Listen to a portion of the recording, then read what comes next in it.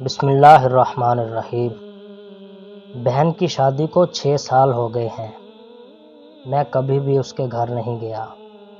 عید شبرات کبھی بھی ابو یا امی جاتے ہیں۔ میری بیوی ایک دن مجھے کہنے لگی، آپ کی بہن جب بھی آتی ہے اس کے بچے گھر کا حال بگاڑ کر رکھ دیتے ہیں، خرچ ڈبل ہو جاتا ہے، اور تمہاری ماں ہم سے چھپ چھپا کر کبھی اس کو صابن کی پیٹی دیتی ہے، کبھی کپڑے، کبھی سرف کے ڈبے، اور کبھی کبھی تو چاول کا تھیلا بھر دیتی ہے۔ اپنی ماں کو بولو یہ ہمارا گھر ہے، کوئی خیرات سینٹر نہیں۔ مجھے بہت غصہ آیا۔ میں مشکل سے خرچ پورا کر رہا ہوں اور ماں سب کچھ بہن کو دے دیتی ہے۔ بہن ایک دن گھر آئی ہوئی تھی، اس کے بیٹے نے ٹی وی کا ریموٹ توڑ دیا۔ میں ماں سے غصے میں کہہ رہا تھا، ماں بہن کو بولو یہاں عید پہ آیا کرے بس، اور یہ جو آپ صابن، سرف اور چاول کا تھیلا بھر کر دیتی ہیں نا، اس کو بند کریں سب۔ ماں چپ رہی، لیکن بہن نے ساری باتیں سن لی تھی میری۔ بہن کچھ نہ بولی۔ 4 بج رہے تھے۔ اپنے بچوں کو تیار کیا اور کہنے لگی، بھائی مجھے بس سٹاپ تک چھوڑ آؤ۔ میں نے جھوٹے منہ کہا، رہ لیتی کچھ دن، لیکن وہ مسکرائی، نہیں بھائی، بچوں کی چھٹیاں ختم ہونے والی ہیں۔ پھر جب ہم دونوں بھائیوں میں زمین کا بٹوارا ہو رہا تھا تو میں نے صاف انکار کیا، بھائی میں اپنی زمین سے بہن کو حصہ نہیں دوں گا۔ بہن سامنے بیٹھی تھی، وہ خاموش تھی، کچھ نہ بولی۔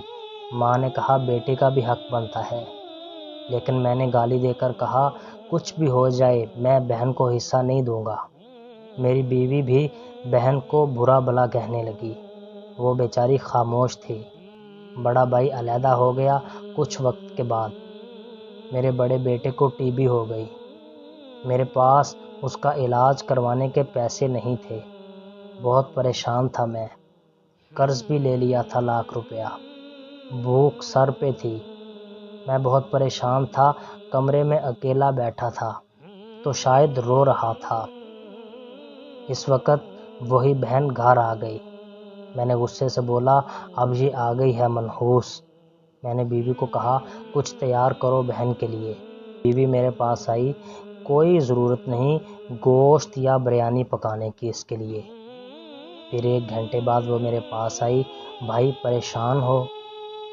بہن نے میرے سر پر ہاتھ پھیرا، بڑی بہن ہوں تمہاری، گود میں کھیلتے رہے ہو، اب دیکھو مجھ سے بھی بڑے لگتے ہو۔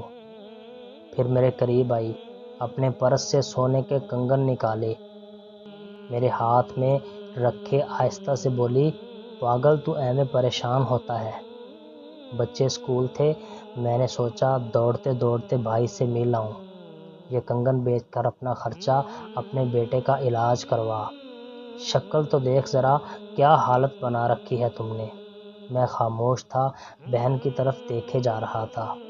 وہ آہستہ سے بولی، کسی کو نہ بتانا کنگن کے بارے میں، تم کو میری قسم ہے۔ میرے ماتھے پہ بوسہ کیا اور 1000 روپیہ مجھے دیا، جو 150 کے نوٹ تھے، شاید اس کی جمع پونجی تھی۔ میری جیب میں ڈال کر بولی، بچوں کو گوشت لا دینا، پریشان نہ ہوا کر۔ جلدی سے اپنا ہاتھ میرے سر پر رکھا اور بولی، دیکھ بال سفید ہو گئے۔ وہ جلدی سے جانے لگی۔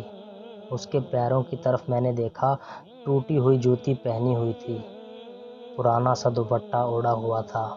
جب بھی آتی تھی وہی دوپٹہ اوڑھ کر آتی۔ بہن کی اس محبت پر میں مر گیا تھا۔ ہم بھائی کتنے مطلب پرست ہوتے ہیں، بہنوں کو پل بھر میں بیگانہ کر دیتے ہیں، اور بہنیں بھائیوں کو ذرا سا دکھ برداشت نہیں کر سکتی۔ وہ ہاتھ میں کنگن پکڑے زور زور سے رو رہا تھا۔ اس کے ساتھ میری آنکھیں بھی نم تھیں۔ اپنے گھر میں خدا جانے کتنے دکھ سہ رہی ہوتی ہیں۔ کچھ لمحے بہنوں کے پاس بیٹھ کر حال پوچھ لیا کریں، شاید کہ ان کے چہرے پر کچھ لمحوں کے لیے ایک سکون آ جائے۔ بہنیں ماں کا روپ ہوتی ہیں۔